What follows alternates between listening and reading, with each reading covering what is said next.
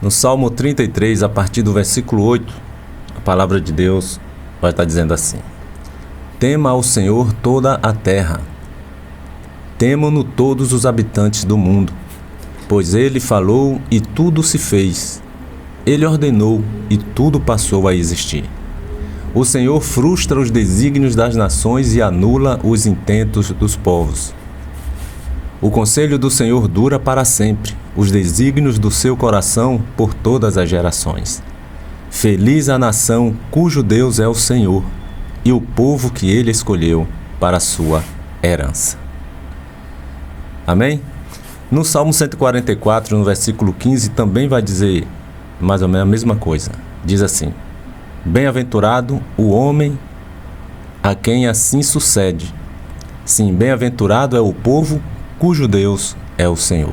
Bem-aventurado é o povo cujo Deus é o Senhor. E no Salmo 33, 12, vai dizer: Feliz a nação cujo Deus é o Senhor. Esse título Senhor, querido, com letras maiúsculas aí na Bíblia, é destinado somente ao Deus de Israel, ao Deus todo Criador, Criador de todas as coisas, ao Deus de Abraão, de Isaac, de Jacó. E nós vemos aí que no versículo 12 do Salmo 33 vai dizer: Feliz a nação cujo Deus é o Senhor. Poderíamos até dizer também, não está na Bíblia, mas triste a nação cujo Deus não é o Senhor. Triste da nação cujo Deus não é o Senhor. E quando diz feliz é a nação cujo Deus é o Senhor, justamente feliz quer dizer o quê? Bem-aventurado. Feliz quer dizer abençoado.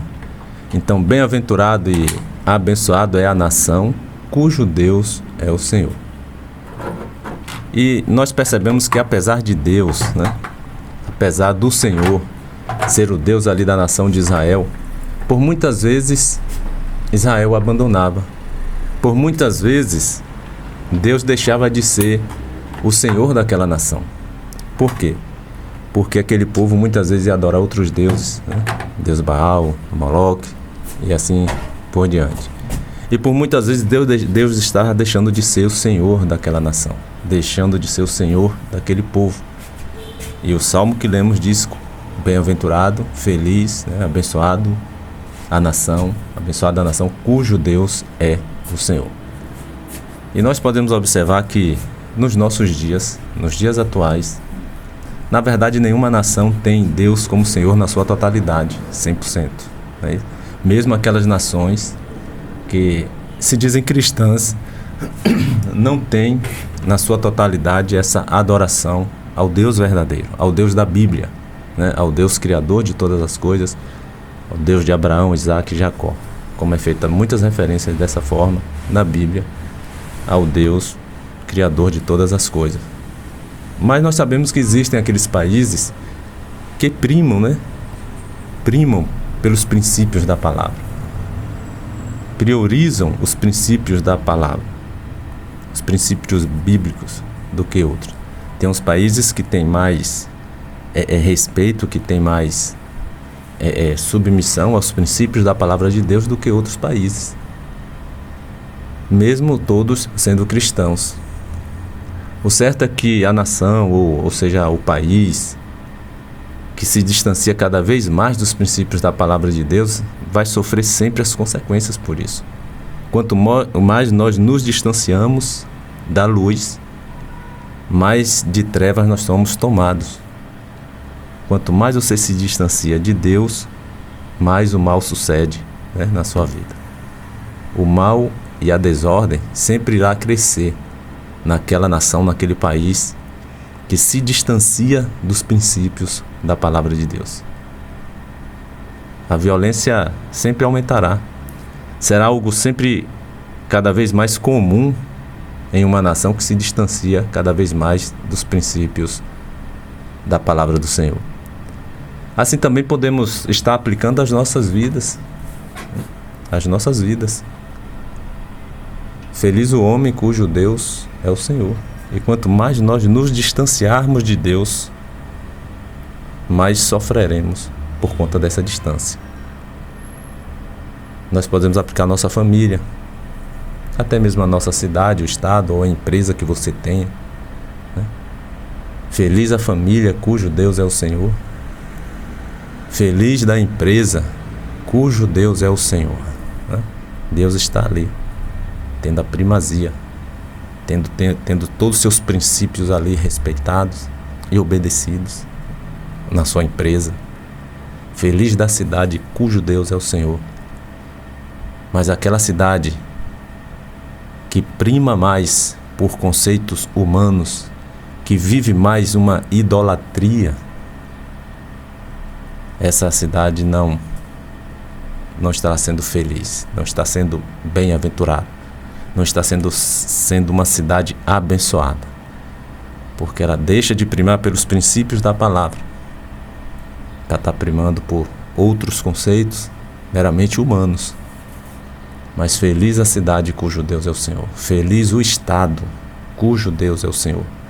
Prima pelos princípios da palavra de Deus. Então, meu irmão, não adianta nada também uma nação dizer que é de Deus, né, que é do Senhor, se na prática ela não se submete aos princípios da palavra de Deus. Ela não adianta dizer que é do Senhor. Aqui é do Senhor, mas e na prática? Será que é realmente do Senhor? Porque uma coisa é uma nação ou um país, né, dar liberdade das pessoas serem e fazerem o que quiser. Tem que dar liberdade. As pessoas são livres para reger suas vidas da forma como elas querem. Até Deus dá esta liberdade, dá esse livre arbítrio. É certo que um dia haverá prestação de contas, porque esse não é o propósito, esse não é o plano de Deus para as nossas vidas. Vivermos de qualquer forma, a nosso bel prazer, por nossa própria conta. Mas Deus lhe dá o livre arbítrio de você viver como você queira.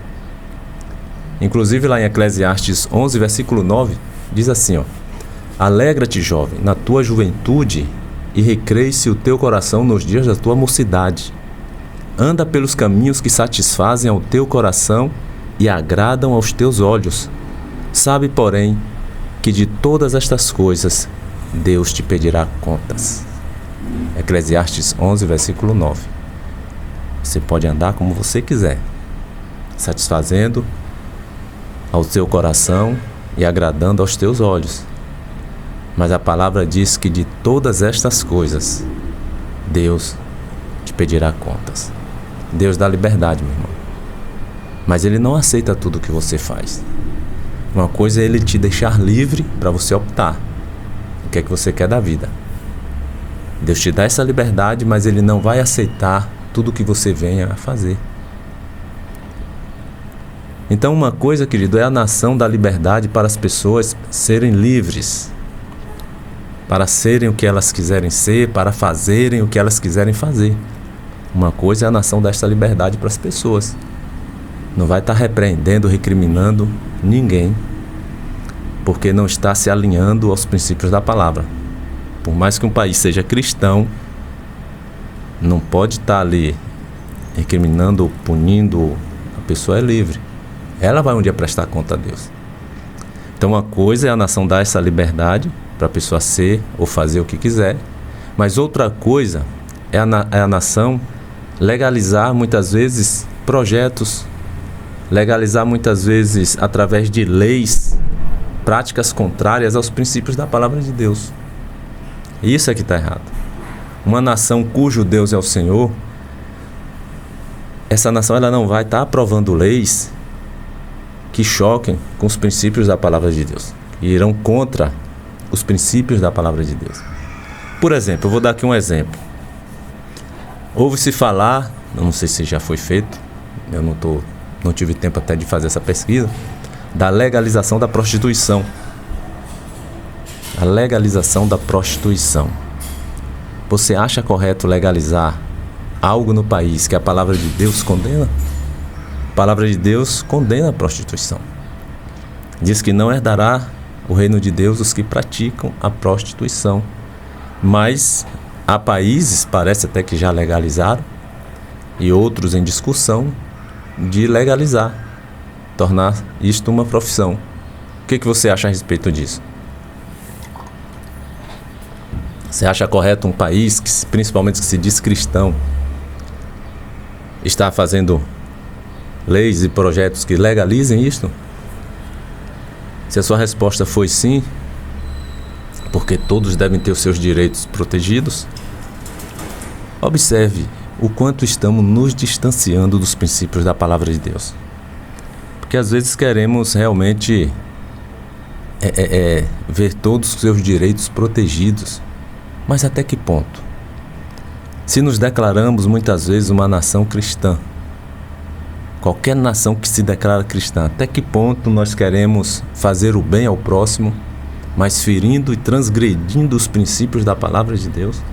Você quer agradar mais o próximo do que a Deus? O que é que nós estamos fazendo? O que é que nós estamos querendo realmente? Se você acha correto uma lei desta, que legaliza, vamos dizer, a prostituição, algo que é contrário aos princípios da palavra, como é que podemos dizer que uma nação dessa tem Deus como Senhor? Onde nós lemos aí Salmo 33:12 diz, feliz a nação cujo Deus é o Senhor. Feliz a nação cujo Deus é o Senhor.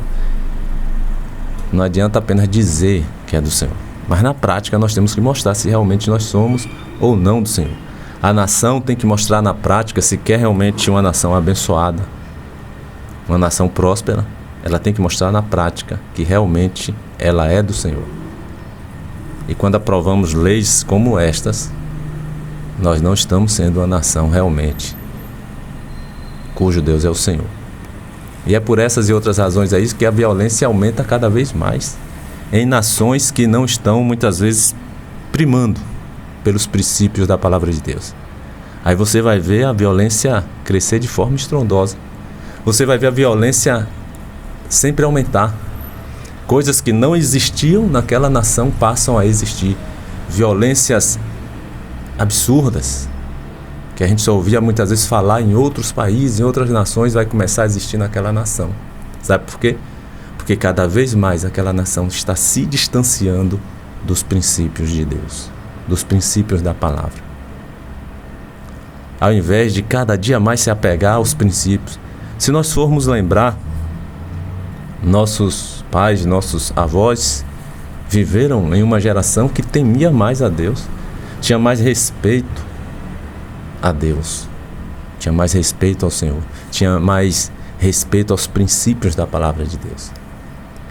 Nós estamos vivendo uma geração que muitas vezes está até banalizando a palavra de Deus, que não é bem assim, está relativizando tudo, não é bem assim. A pessoa pode ser feliz como ela quer, o importante é que ela seja feliz, que ela viva o amor do jeito dela, desde que não faça mal a ninguém. É o que mais ou menos está sendo pregado aí. Desde que você não faça mal a ninguém, faça mal ao seu próximo, você pode ser feliz como você queira ser. Ninguém está ligando para o que Deus está dizendo. Muitos não estão ligando. Não vou dizer todos. Graças a Deus tem aqueles que priorizam a palavra de Deus, mas tem muitos que estão vivendo aí a sua revelia, a seu bel prazer.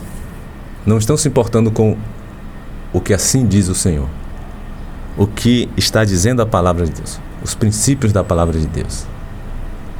E como eu disse, é por isso que a violência está crescendo, a maldade está se expandindo, coisas que não víamos antes estamos vindo e estamos ficando terrorizados, coisas que só ouvíamos falar que acontecia longe. Queridos, muitas vezes determinadas nações estão mais preocupadas em agradar ao povo do que ao próprio Deus, mesmo declarando ser um país cristão. Mas a preocupação é agradar a massa, agradar o povo. Pilatos ali quis o quê? Agradar o povo. Colocou Barrabás e Jesus e mandou escolher. O que vocês escolherem aí, que seja morto, eu vou matar. E o que vocês escolherem para ser livre, eu estarei imediatamente libertando. E o povo escolheu Barrabás. E até hoje escolhemos Barrabás. Quando eu digo escolhemos, Luciano, na maioria, na sua maioria, as pessoas escolhem sempre o mal. As pessoas escolhem sempre viver da forma como querem viver e não se alinhando à palavra de Deus.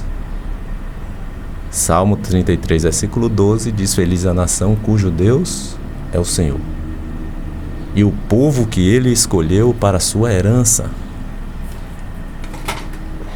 Qual é a herança de Deus, meu irmão? Qual é a herança de Deus? A herança de Deus é a vida eterna, meu querido. Ora, não somente a vida eterna, a herança de Deus também é lhe dar paz no coração, ainda aqui, nessa terra, mesmo em meio a toda essa turbulência, mesmo em meio a todo esse mal que está aí generalizado. É a herança de Deus te dar paz no seu coração, te dar livramentos, né? Como eu sempre falo aqui, Salmo 34, 19, muitas são as aflições do justo, mas o Senhor o livra de todas. Deus vai te dar livramentos, vai te dar paz, vai te dar alegria, mesmo com todas as aflições que você passar em sua vida, mesmo com todas as adversidades, mesmo com tudo que você estiver aí passando, Deus vai te dar alegria. Você vai ser uma pessoa feliz. Vai passar por alguns momentos de tristeza, mas você vai ter uma vida feliz. E quem se distancia de Deus não tem uma vida feliz. Tem momentos de alegria, é diferente. Você ter momentos de alegria e ter uma vida feliz. Você ter uma vida feliz, você vai passar por momentos difíceis? Vai. Mas Deus vai te colocar de pé de novo. E quem vive distante de Deus vai ter momentos de alegria, mas vai viver mais cabisbaixo. Vai viver mais jogado ao chão mesmo, abatido. As tribulações não são algo passageiro naquela pessoa que está distante de Deus. As tribulações e as aflições não são passageiras. É uma constância. Mas quem tem Deus, quem tem Jesus, o próprio Jesus falou: no mundo passais por aflições, mas tem de bom ânimo, porque eu venci o mundo. Interessante que ele diz passareis, né? Passareis, tereis. Vocês não vão viver em aflição, vocês vão passar, porque Deus estará sempre dando o livramento. Muitas são as aflições dos justos, mas o Senhor o livra de todas. Então feliz a nação cujo Deus é o Senhor, e o povo que ele escolheu para a sua herança. Faça a questão, meu irmão, anseie por esta herança de Deus. Quem é o povo que Deus escolheu para a sua herança? É justamente aquele povo que está disposto a fazer renúncias, várias renúncias, a renunciar às suas próprias vontades, seus desejos, a renunciar aos prazeres desta vida, para se submeterem à vontade de Deus, à vontade do Deus vivo, à vontade do Deus da Bíblia, para se submeterem à vontade do Deus de Abraão, Isaque e Jacó. Este é o povo que Deus escolheu para a sua herança. Este povo que está disposto a fazer renúncias em seu nome. Fazer renúncias em nome do Senhor dos Exércitos. Queridos, e o que é que Deus quer para as nossas vidas? O que é que o Deus da Bíblia, Ele quer para cada um de nós?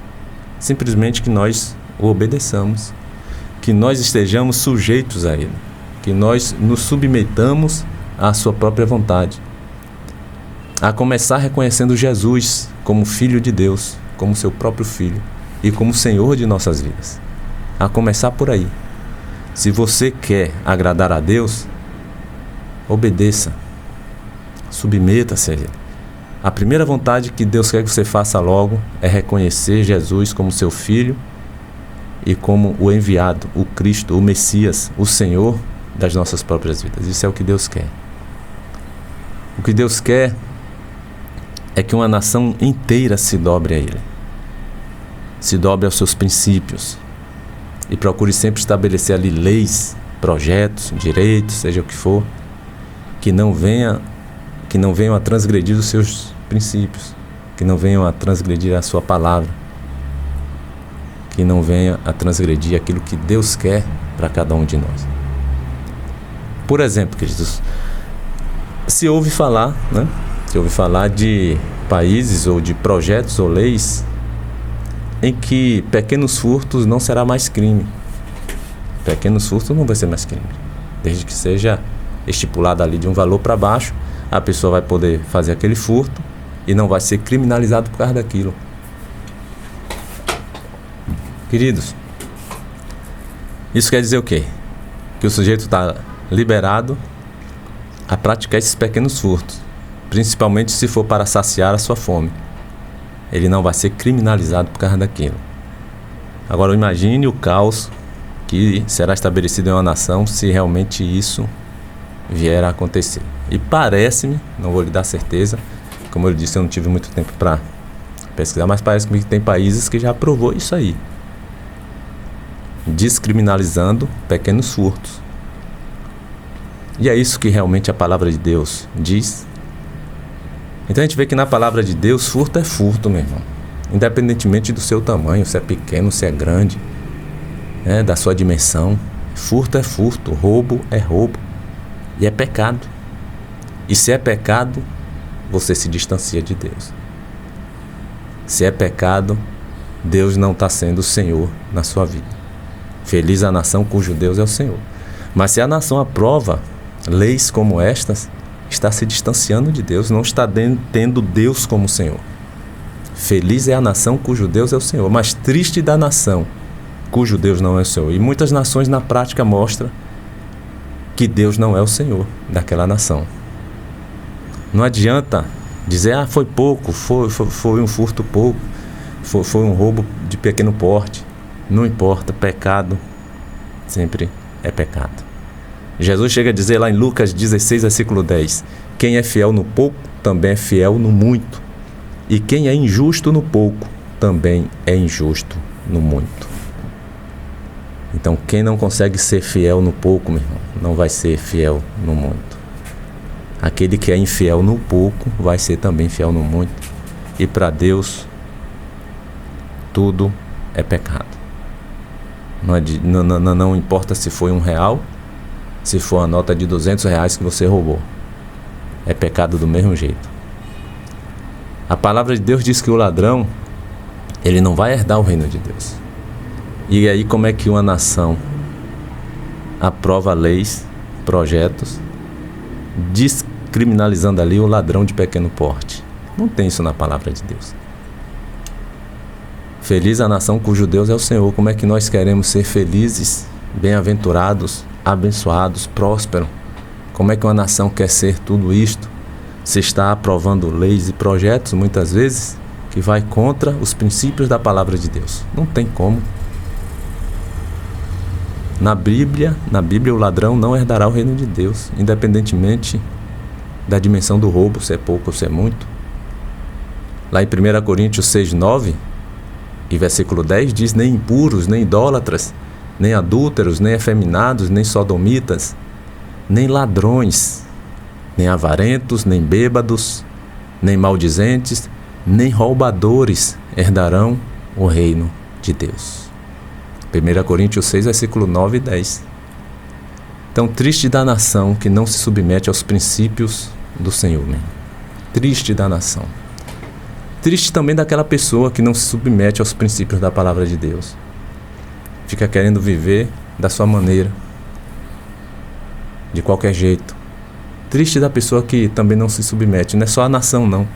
Triste da cidade, cujo Deus não é o Senhor. Triste da empresa, cujo Deus não é o Senhor. Triste da família, cujo Deus não é o Senhor. Triste do homem, da mulher, cujo Deus não é o Senhor e quer viver a seu bel prazer. Então, feliz é aquele cujo Deus é o Senhor. Feliz é o homem cujo Deus é o Senhor. Feliz é a mulher cujo Deus é o Senhor. Feliz é a empresa cujo Deus é o Senhor. Feliz é aquele empreendimento cujo Deus é o Senhor. Mas infelizmente, querido, o Deus de muitas pessoas tem sido o dinheiro. O Deus de muitas pessoas tem sido o prazer. Muitos têm deixado muitas vezes de servir a Deus por conta, por exemplo, do dinheiro. estão dispostos a fazerem tudo, a fazerem qualquer coisa por dinheiro. Você lembra lá do jovem rico? Se dispôs a abandonar a Jesus por causa do dinheiro. Estava disposto e fez. Abandonou a Jesus, virou as costas e foi embora. Quando ele ficou questionando Jesus ali em Mateus capítulo 19, Mateus 19, versículo 16, ele fica ali questionando Jesus, o que ele deveria fazer para herdar a vida eterna. E Jesus diz: guarda os mandamentos. Ele pergunta qual, Jesus diz ali um por um.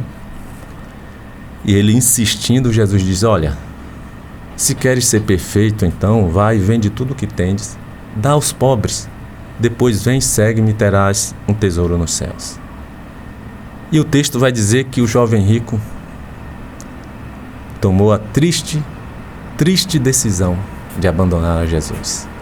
Ficou muito triste, virou as costas para Jesus e se retirou, porque ele era muito rico, tinha muito dinheiro, dono de muitas propriedades. Infelizmente, o Deus de muitas pessoas tem sido o dinheiro. Vivem por dinheiro, outros vivem por prazer, mas feliz é aquele cujo Deus é o Senhor. Feliz é a nação cujo Deus é o Senhor. Feliz é o homem cujo Deus é o Senhor e não o dinheiro, não os prazeres. Você quer ser feliz? Você quer ser um abençoado? Você quer ser um bem-aventurado? Tenha Deus como Senhor e não o dinheiro, não os prazeres, que é o que mais tem levado muitas pessoas à ruína. Muitas pessoas têm se distanciado de Deus por conta disso. Que Deus não tem sido o Senhor na vida dessas pessoas, mas o dinheiro sim. O prazer também sim. Jesus chega a dizer em Mateus 6,24 que ninguém pode servir a dois senhores, porque ou há de aborrecer-se de um e amar o outro, ou se devotará mais a um e desprezará ao outro.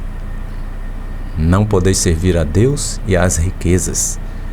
Em uma outra versão diz: não podeis servir a Deus e a Mamon. Mamon é o Deus do dinheiro. A quem você tem mais servido? A Deus ou a Mamon? Ou às riquezas? Ou ao dinheiro? Quem mais você tem buscado em sua vida? A Deus ou o próprio dinheiro? Querido, a Bíblia vai dizer que muitos nesta cobiça se desviaram da fé e se atormentaram com muitas dores. Chega a dizer lá em 1 Timóteo 6, versículo 10, que o amor ao dinheiro é a raiz de todos os males.